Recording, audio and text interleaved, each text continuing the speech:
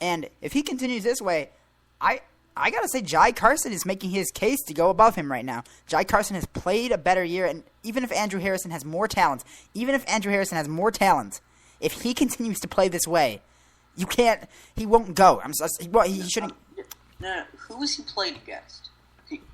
Andrew Harrison in these past 5 games, Boise State, good team. Ranked Baylor on a neutral location, good team.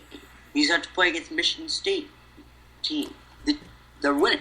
They're winning games, and they're playing a somewhat difficult out-of-conference schedule. I understand that, but you see the game, he goes up against Eastern Michigan, and he shoots 33% from the field. He is a scorer, and he's shooting 33% from the field. He only took 6 shots. If he's a scorer, why is he only taking 6 shots? And if he can't... I think then that's something you have to bring up with John Calipari. You know, me and John are actually having dinner later this week, and I will be talking to him about that. We're not sure. We are considering going to Red Lobster or maybe Olive Garden, but we are not sure. In-N-Out Burger is also a possibility. But I will be taking his private jet, and we may also go to India. We are not sure yet. But I'm going to have to bring it up with him. You know, I don't like what I've seen from him. Against Baylor, he shot 2 for 9. This is a big game. You can't shoot for 2 for 9. You can't do it. You look at Zach LaVine. He shoots 9 points, and what does he do? He puts up 17 or 18 points a game, and he's not as highly touted. Off the bench. Exactly. So how can put Andrew Harrison right now above a guy like that when he isn't playing efficiently? He has only shot 500 3 times, or about 4 times actually. I just want to see Carson really shine in the big game. I want to see how Carson can show up to the big games. If Carson can show up to the big games, then I'll agree with you. But right now, it's just too tough to put all that flack on Harrison. Okay, so let's just really quickly see. Jai Carson, game against Marquette, 23 points. Game against Creighton, 15. Those are teams. He's shown up in both of those games. But, of course, they are not up at the level of the games that Baylor has played. We will see later on in the year. Let me quickly see who Arizona State plays. I know you said that they play UCLA. Is that the Pac-12 opener? I think so. I'm not 1,000% sure, but I believe so. And, Pac-12 basketball is starting to improve a little bit. Well, just to tell you this, UCLA, Arizona, and Colorado, 3 in 4 games. Then later on they get Oregon, Arizona, and Colorado 3 games in a row. So definitely testing. I want to see how we can do in those 2-3 game stretches. Then I can give you an honest answer. Okay, and now this is not the Pac-12 opener. My mistake. They're playing January 12th after playing the Washington schools. Okay, and so for our last stock up, stock down before our standings watch to conclude the show, Glenn Robinson III, one of those Michigan players that was on that championship team, and I'm going to start this one out. Just going to get this out of the way. Stock way down. Because this is a guy who was supposed to come in and really help this team be a good team. He was supposed to really perform well. And up until today against Arizona, where he put up 20 points, he was worthless. He did nothing. His best game, let's see here. Against Duke, he put up 8 points. Against UMass Lowell, he put up 15. He went up against Coban State, against a good team.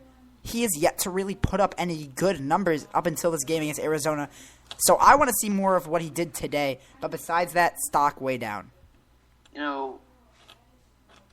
It's tough to try and burst onto the scene after you become an underrated player, kind of like what we saw from Jeremy Lin and the hype that surrounded him. And again, the problem seems to be 3-point shooting. In his last 5 games, he has taken a total of 15 3-pointers. He's gotten 6 of them to fall, which is fine, but they're not coming in the big games. Took 2 3-pointers against Duke, missed them both. Well, shot 4 of 9 for the field against Duke, 5 of 11 against Coppin State. Today against Arizona, though, there was life in Glenn Robinson III. Even though they lost today, maybe he can turn things around. I have faith. I'm not giving up on him yet, but yeah, stock down for now because it's just not getting it done. When you're 9 of 32 for the 3 to start the season, when you're 44% from the field, when you already have 8 turnovers, it's not cutting it. It's not cutting it. Just an update on actually some college basketball. Michigan State is going to avoid the upset against Oakland, who are going to drop to 2-9 on the year. So this is another game that Michigan State has struggled in. This is their third game they've struggled in. One of them they lost, and they were led by Brendan Dawson, who just really came to play today, putting up 16 points. And, of course, Gary Harris did not play in this game, one of the big reasons they struggled through it. But they avoided it. And, of course, we talked about a Kentucky player, so we have to update them in their matchup against UNC. And Andrew Harrison, he really wants to have a good game here because this is his shot really to turn around his season. He started out 3 for 7 with 5 points, taking a lot, or that's his free throws. My bad. Wow. Oh, okay. 7 free throws. That's quick to get 7 free throws, but 5 points, 1 of 1 field goal shooting. But, of course, free throw shooting is also important. 3 for 7, not a good number. I want to go back to Oakland because they actually played UCLA earlier in this season, and I did watch them play. They were not impressive, and it's been a downhill season. Oakland, Michigan, the fact that they were even able to compete is shocking to me. They've had some off-the-court troubles as well. Yeah. They are 345th in the nation in rebounds per game. How many Division I teams are there? I don't... Are there that many? I feel like there's less. I think there's like 346. 346? It's just a bad number. It's a bad number. And, to put Oakland's season in a nutshell, it's getting destroyed in games. They were close against Cal, but besides that, and of course, St. Francis, New York, which is obviously a prestigious school to play against in basketball. But their season, just bad season for them. And let's now go on to our standings watch. And Jake, I'm going to ask you about a statement you made earlier on in the year, which was that the Philadelphia 76ers were going to be a playoff contender. They are now 7-17. What do you have to say for yourself? I have to say for myself, awesome. They are on pace to sneak into the playoffs in the Eastern Conference. Oh my God. They're 7-17. Are they contending for the playoffs? No. They are 3.5 games back. They are okay. They are in season, and they are the 12th team. They are 12th right now in the Eastern Conference. How many games back are they? 3.5. Okay. All right. So do they have a chance to contend? Yes, they have a chance to contend. Okay, there you go. That's what I have to say for myself. Look at the numbers. Please. Okay. Remember what we were talking about? They are better than the Knicks, and they are better than the Nets. They are... okay, that's questionable. They are ranked 27th in ESPN's power rankings. Oh, ESPN. Well, if ESPN says so. Only behind Orlando... Only in front of Orlando... ESPN, who did not list Kyrie Irving in their top 5 players under the age of 25 with potential. That's... Okay, well, ESPN is no longer my source for any news whatsoever. They do bad with lists when it comes to basketball. They really do. So, you know what? Listen. First, maybe it was a fad. But in the Eastern Conference, anything can happen. Yeah. And that goes into the next question. Will the Eastern Conference bounce back from its mediocrity? Oh. The Charlotte Bobcats are 6th in the Eastern Conference. 6th place! And the Charlotte Bobcats are a playoff team. Does that answer your question? Yeah, I guess. So you're basically saying they will not bounce back. If at any point in time the Charlotte Bobcats are a playoff team, you will never return to give respect. You never? Will, yep. There are certain things you cannot. So the do. Eastern Conference. So the Eastern Conference will never. How many? Under 5,000 years before the Eastern Conference gains respect. Years or light years? Light years. Light years. Kidding. Light years is the distance. So. I mean, light years is a long time though. Like a light year is like a significant amount of time. A light years is a. It's a distance, but how long does it take to go a light year, to travel a light year? let's put it this way. It's 5,000 light years down the road. Let me tell you that much. Okay. It's next season, maybe they'll start to turn things around. In the playoffs, once we see Indiana and Miami and Atlanta going at it, if Detroit can turn things around, if Rondo comes back, they'll return. They'll return at some point. But for now, it's a shame. It is a shame. If we talk about Philadelphia right now, it is 13th in the Eastern Conference. They are 7-17. The Lakers are 13th in the Western Conference, and they're 10-12. That says a lot.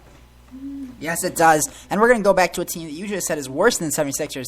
The Brooklyn Nets are 3-1 in their last 4, but they did lose yesterday. Will they pick it up, and is this a sign of things to come? First of all, actually, looking at the standings, correction, they are not worse. In the Brooklyn Nets, I think that this team has too much potential and too much talent not to do well. Then again, that's what a lot of people said about the Houston Texans, and we saw what happened.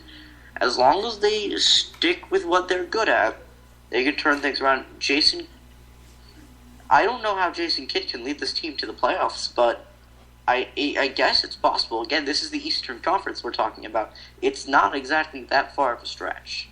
That is true. So we're going to go to Houston. And Houston just beat the Golden State Warriors for the second time in a week. And Jake, how good can this Houston team be, and how far can they go in the playoffs? Houston, if you look at the website of the Houston Rockets, the first thing you see at the top of the page, in bold, all-cap letters, a new age. And that is exactly how you describe it. You had the Yao, Tracy McGrady era. Now you've got the James Harden, Dwight Howard era. When will Chandler Parsons get the respect he finally deserves? Chandler Parsons is the single most underrated player in the National Basketball Association. There is a lot of firepower in this team. They can do it. They can make a run in the playoffs. I was skeptical at first, but they've convinced me. I love what they're doing. They're beating good teams. They're showing up to the big games. So you know what? Look out for the Houston Rockets, because I think that this is exactly what it looks like. A new age in Houston. Yeah, put simply, this team has a good shot of making the Western Conference Finals, and if they can click... Western Conference Finals? Yes, I think they have a good shot of doing that. Slow down. I'm going to have to shut down this rocket like they did with NASA. No. Listen. Okay. This is a new age, but let's not get carried away. Are the Charlotte Bobcats going to meet them in the finals? Okay, no, that is unnecessary sarcasm. That is unnecessary. That is unnecessary. To not disrespect the Bobcats, they have already been through enough. They've already been through enough. Wait, what about the Blazers? Okay. Whose spot does Houston take in the Western Conference Finals? The Thunder? No, the Spurs or the Blazers? I'm not saying that. Oh my God, I'm saying they could. I'm not saying they will. They could. Okay. Well, I mean, the Lakers could. Oh my God. Oh my God. Could do any. Okay, so here's the question. You just named up the Spurs, the Thunder, and the Blazers. You just said... move to the NBA. You said the Spurs, the Thunder, and the Blazers. But only 2 of those can make it. So so who are you going to throw out now? And if you say those are the 3 teams that are contending for it, that means one of them could make it, but won't. So there is a could in there. So there is no... There are coulds everywhere. The coulds are coming. Could... And the hypotheticals mean take that with a grain of salt. Anything could happen. That's why we watch sports. The word could is... I'm not going to say anything, actually, because every time I say the word could on my show, you're going to, point it out. I'm saying, yes, there's a possibility. It could happen. But I just want to make sure that we're not getting ahead of ourselves. It may be a new age, but it's not a new dynasty. Okay, so we're going to move on to another Western Conference team, and that is Portland. And I have 2 questions. Can they continue playing this well? And after 31.25 rebound performance from LaMarcus Aldridge, should he be in the MVP conversation? Yes, he should be. He's not going to win it, but he should be. By the way, guess who the Blazers are just coming off a win against? Am I actually supposed to guess? Yeah. The Rockets. They're coming off a win against the Rockets. Yes, they are. 111, 104. They're beating the good teams.